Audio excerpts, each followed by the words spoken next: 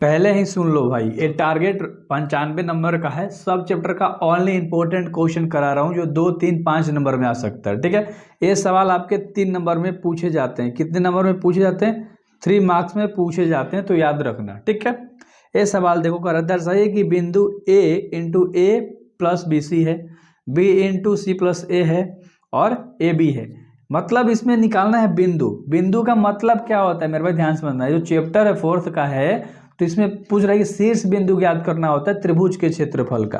तो हम पहले एक 3 गुणा 3 का क्या तैयार करेंगे? सारणिक तैयार करेंगे। क्या दिया है? ए दिया है, ए है। फिर क्या दिया है मेरे भाई? बी प्लस का सी दिया है, ध्यान समझना। उसके बाद क्या दिया है? बी दिया है। फिर क्या दिया है? सी प्लस का ए दिया है।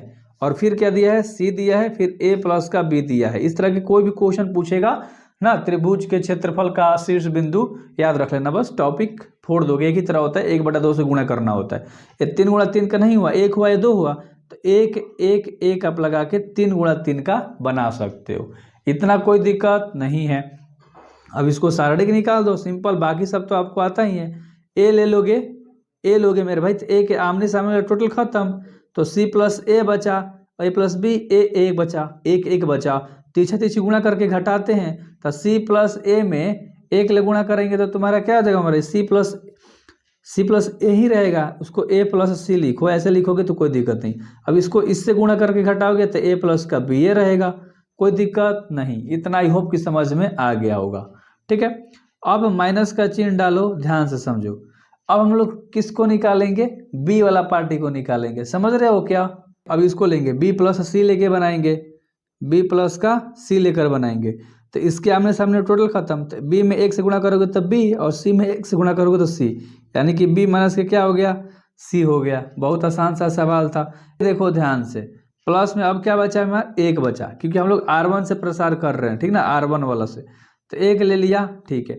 इसके आमने सामने टोटल खत्म। बी में ए बी से गुणा करेंगे तो बी इंटू ए प्लस बी हो जाएगा, बी इंटू ए प्लस बी हो जाएगा।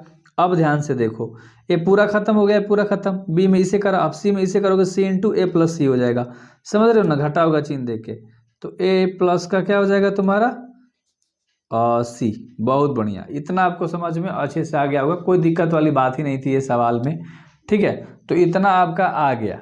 अब ध्यान से देखो, यहाँ से तुम्हारा क्या होगा? ए माइनस में ए हो जाएगा, ए प्लस में ए है, तो ये तो तुम्हारा कैंसल आउट हो जाएगा। ठीक है, ए प्लस में सी है, माइनस में भी हो जाएगा, क्योंकि प्लस माइनस माइनस। यानी कहने का मतलब क्या है कि यहाँ से तुम्हारा क्या आ जाएगा? यहाँ शॉर्ट में लिख देता हूँ, ए इंटू सी माइनस के बी आ जाएगा। समझ में आ गया होगा यहाँ से पूरा। ठीक है, तो ध्यान से देखो, अब हम क्या कर देंगे ना, सिंपल, ए से सी में भी गुणा कर देंगे और बी में भी गुणा कर देंगे। समझ में आ रहा है क्या? यहाँ पर 1/2 बाहर जस का तस, यहाँ पर डायरेक्ट ए में देखो ध्यान से, ए में सी का गुणा करोगे तो ए सी प्लस माइनस माइनस, और ए में बी का गुणा करोगे तो तुम्हारा क्या हो जाएगा? ए बी हो जाएगा। ए तुम्हारा जो पार्टी है, इसको तुम जस का तस लिख लो, माइनस ले अंदर गुणा कर दो तो माइनस के बी और माइनस के सी हो जाएगा। कोई दिक्कत वाली बात नहीं है। ए बी माइनस के सी जस का तस रह जाएगा। अब यहाँ पर हम इसको ए के को रहने दो बाहर, अंदर बी में ए से गुणा करोगे तो ए बी हो जाएगा, और बी में बी का कर दोगे तो प्लस में बी ए स्क्वायर हो जाएगा। माइनस सी में ए से गुणा करोगे तो ए सी हो जाएगा, और माइनस में माइनस से गुणा करोगे तो माइनस सी का स्क्वायर हो जाएगा माइनस में। ठीक है, तो घबराने वाली बात नहीं है, अच्छे से आपको करते हुए चलनी है। ठीक ना, कंफ्यूज हो जाओगे तो मजा नहीं आने वाला। अब ध्यान से देखो, अब सबको ब्रेक करके लिखो, 1/2 बाहर जस का तस, यहाँ से तुम्हारा ए सी आ जाएगा, माइनस में ए बी आ जाएगा।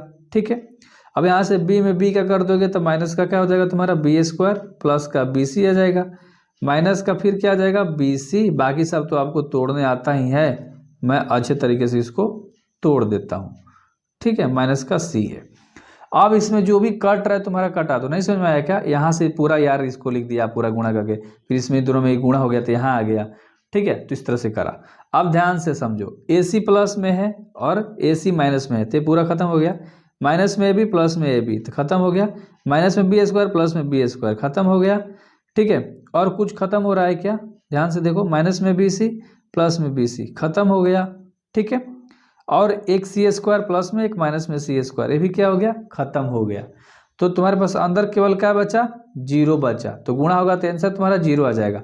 और यहीं तो तुम्हारा संरेख पूछ रहा था क्वेश्चन में, देखोगे तो कह सकते हो कि 0 स्क्वायर यूनिट हमारा वर्ग यूनिट आ गया, ठीक ना, वर्ग इकाई। वर्ग इकाई तुम्हारा क्या आ गया मेरे भाई, वर्ग इकाई तुम्हारा 0 आया है, ठीक है।